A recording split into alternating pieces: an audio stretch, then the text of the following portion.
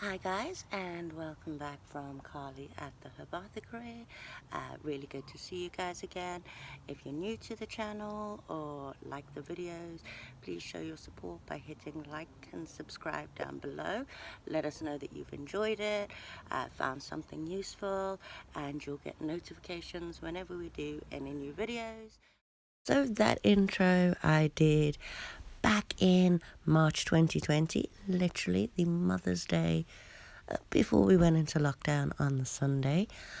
It is now the 31st of November 2023.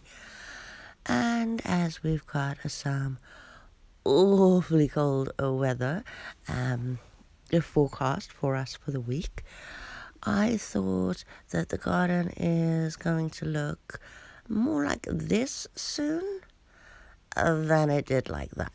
So today I decided to walk to work and have a look at what's available. Now, it's a game my girls and I play when they come with me, and to have a look around at exactly what is available to us as and when. Spring is our favourite, but there are some goodies available.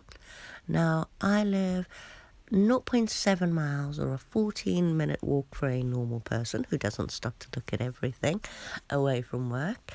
So I thought we'd see from doorstep to doorstep what we could still find on the 31st of November. So, disclaimer first, as always. I am not a doctor, I am not an ethnobotanist. I have been foraging for coming up for 15 years now. Always do your own thorough research. I own about 20 foraging books, guidebooks. Don't eat anything unless you're 100% sure of what it is. Always make sure you've got the landowner's permission. Avoid areas of pollution, which is another point. My walk to work is through an industrial estate, so this stuff I wouldn't actually be picking and eating. This is only for informational purposes. We will also not be doing much on identification in this video. The purpose of this one is, as I said, the end of the world game that I play with my girls. We want to see exactly how many of our vitamin needs, nutritional needs, roughage needs, fiber needs, and everything that we can account for on this 1 15-minute walk. So we're starting just outside my door. Please excuse the state of the garden, but the first thing we come across is the herb sorrel or common sorrel. Now we use this in salads. Said it is the end of November, so there are a few leaves available. They have a lemony flavor. They are really, really high in vitamin A, C. They've also got protein, fiber, and magnesium in them. Being a sorrel, it is quite high in oxalic acid, but then so is normal spinach and dark chocolate. So we use it sparingly, a few leaves in salad, which is quite good right now because as you can see, it is dying back. We use it in pesto. I've wrapped fish in it to cook that. Obviously, I have actually then stewed the leaves and eaten them with the fish, with potatoes.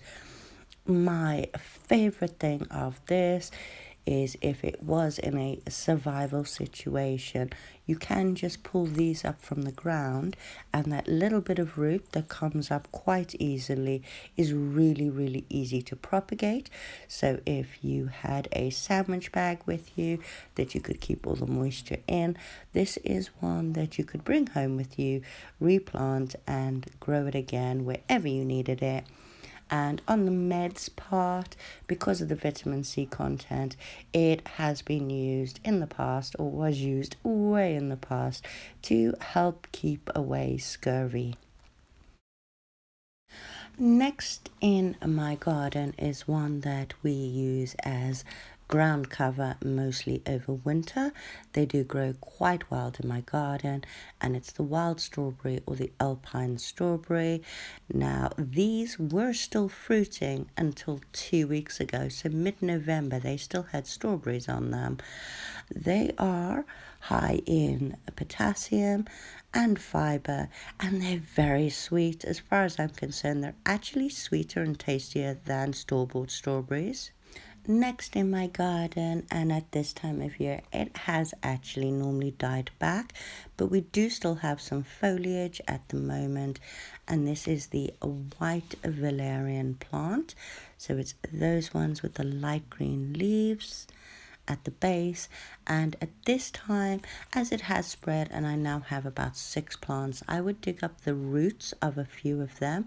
They are really great for helping with anxiety, depression, insomnia, menopause symptoms, all of those kind of things. And still surviving, I don't know how, are the mullein plants that volunteered themselves last year for us.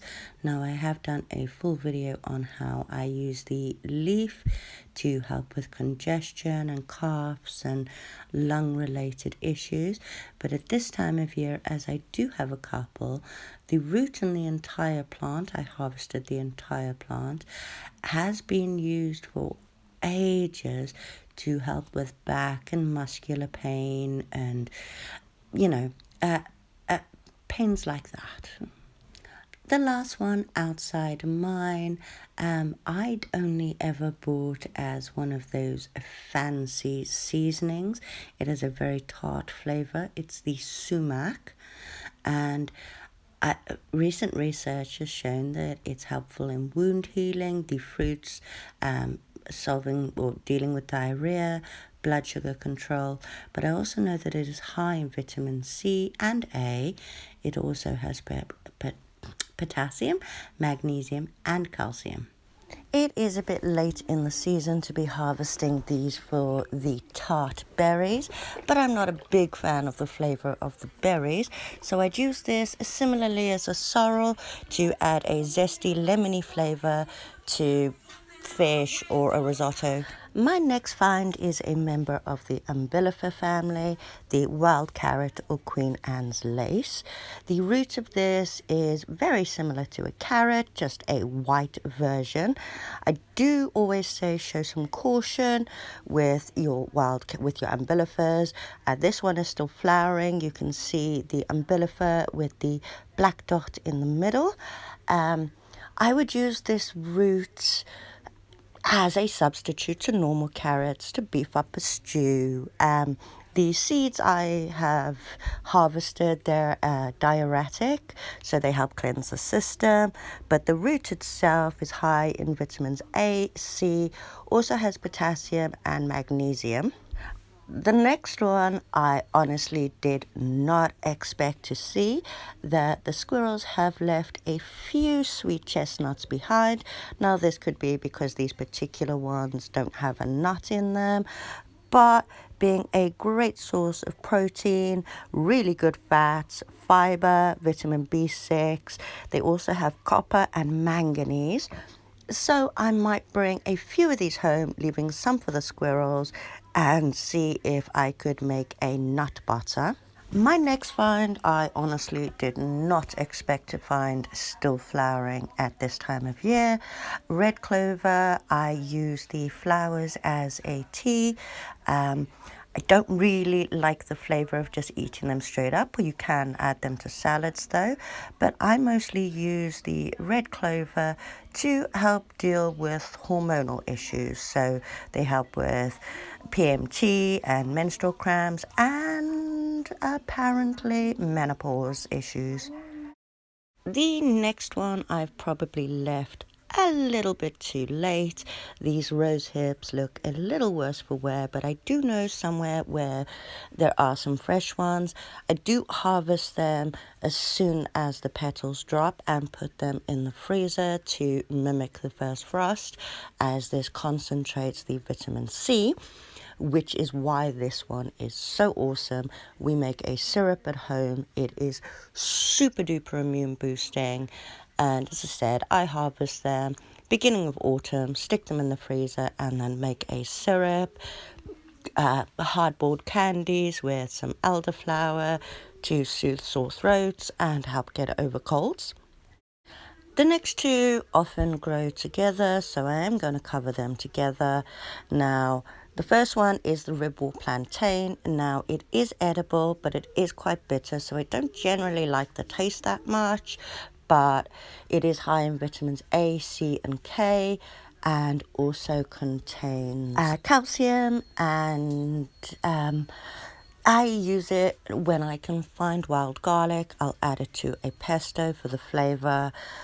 But my favorite juice for it is to help wounds heal. So to make a poultice out of it and put it on wounds. But the other one is yarrow with this feathery leaf. And again, the umbellifer.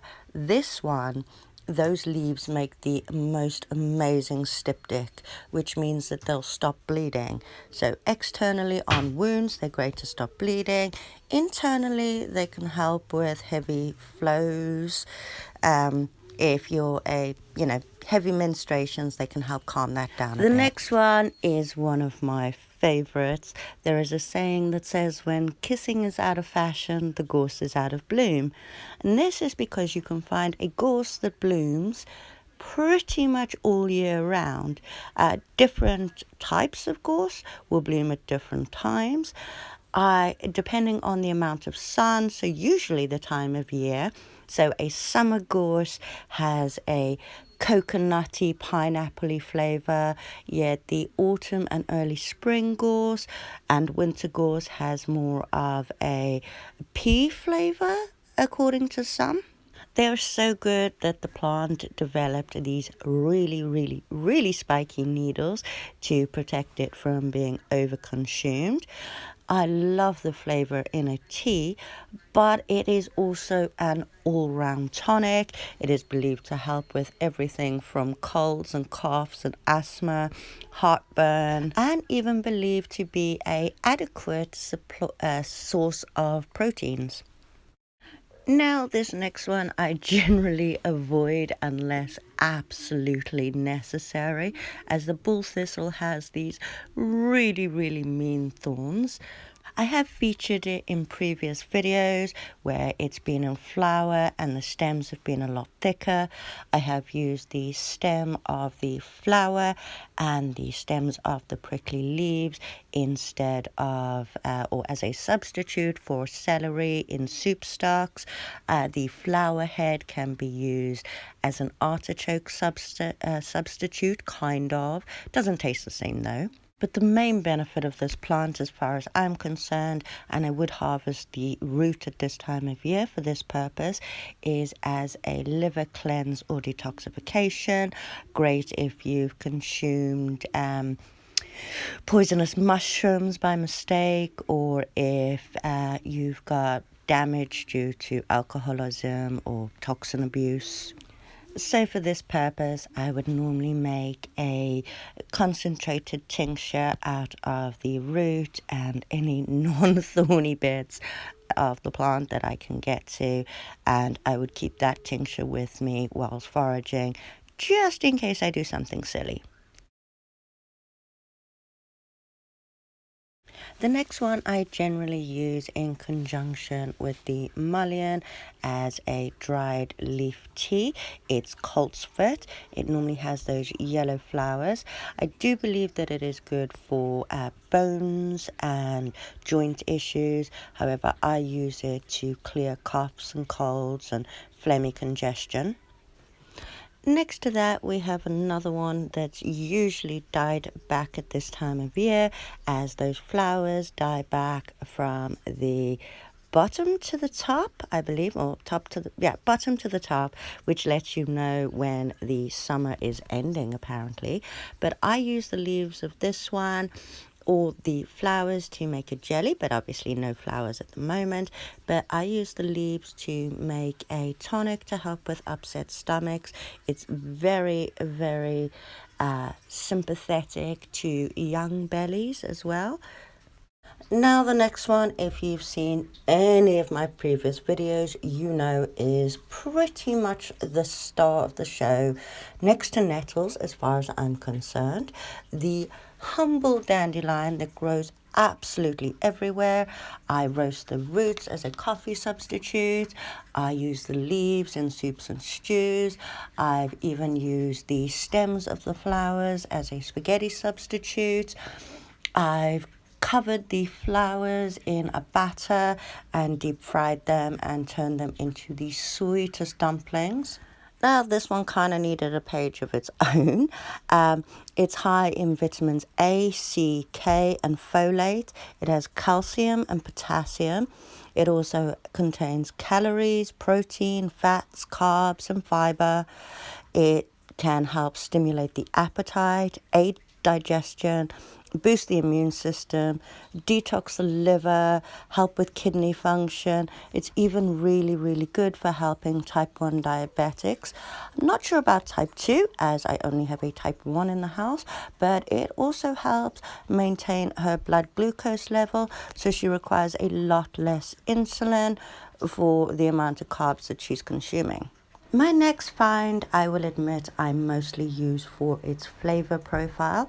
Garlic mustard, or Jack by the Hedge as it's often known, has both a garlicky and a mustardy flavor. So when I can't find any wild garlic because it's the wrong time of year, I will add this to pestos and soups. It is, however, a really good source of vitamin A and C. Does contain some trace minerals, is believed to contain some good omega-3 fatty acids, and chlorophyll. Our next find is another one that I don't normally find looking so healthy this time of year. I normally find it in spring. It's cleavers, or otherwise known as goosegrass or sticky willy. This one I normally make an infusion and drink as a diuretic or a detoxifier at the beginning of spring before summer gets us. But as there is never a bad time to do a detox flush, this is definitely a welcome one to find at the end of November, beginning of December. Next, I use as a herb in my soups, and it's herb rabbit. Now, I'm not keen on the taste. It's rather peppery, I find, but it is high in vitamins A, B, and C. So far as trace minerals, it has calcium, potassium, magnesium, iron, and phosphorus. So it's full of all those goodies. And topically, it apparently makes a great antiseptic. I normally have plantain to hand, so I've never actually used it in this way, but I have found that it eases an upset tummy. Now we found quite a bit more than I expected, and this one is no shocker as it's on my favorites list. This one obviously must have been cut back at the end of summer because they're normally in seed right now, which you don't eat the leaves when they're in seed. You can, however, harvest the seed and use them as like a coffee supplement or a stimulant. They give you loads of energy. They're absolutely awesome. But as everybody knows, nettles are one of my favorites. So far as vitamins, they have A, C, and quite a few of the B vits. The minerals, they have sodium, potassium, phosphorus, calcium, magnesium, fiber, they've also contained calories, fiber, protein, amino acids, even lutein, which is so good for your eyes and treating glaucoma. At this stage, I would just chop all these off, use them in teas, use them in my stews, use them wherever I possibly could. There are some in seed at the back of the house, so at the back of the house where I work anyways, so I will be harvesting some of them to add to my collection. I'm going to stop here with the nettles, and I think that's actually number 21. I did come across a linden tree that still had a couple of leaves on. Although I don't mind using them, the small leaves, in salads in the spring. The larger leaves, when they get that little deposit on the back, which as far as I'm aware is insect or worm poops, but it is quite sugary, so I have used that instead of sugar, along with dandelion root to sweeten the coffee. But I'm only a fan of the small leaves. There are some hawthorn berries that seem to be hanging on for dear life. Those are, I make jams with them. Hawthorn is really good for heart health. And the small leaves, when they first come out in spring, they're actually quite sweet and tender as well. So I'll use them in salads too. There also appear to be some blackberry shoots still there, and there is wood sorrel growing right by the door where I work, but we've got the normal sorrel for that purpose. I really hope you guys enjoyed this video. It'll inspire you to go out and have a look at what's available to you growing around at this time of year. I think we've covered pretty much all of the minerals and vitamins that one might need to survive a cold winter. I'd love to hear what you guys have growing around your area that has survived that first frost so far. Back to the apothecary. It was great to see you again. Don't forget to hit like and subscribe, and hopefully I'll see you guys again soon. Bye.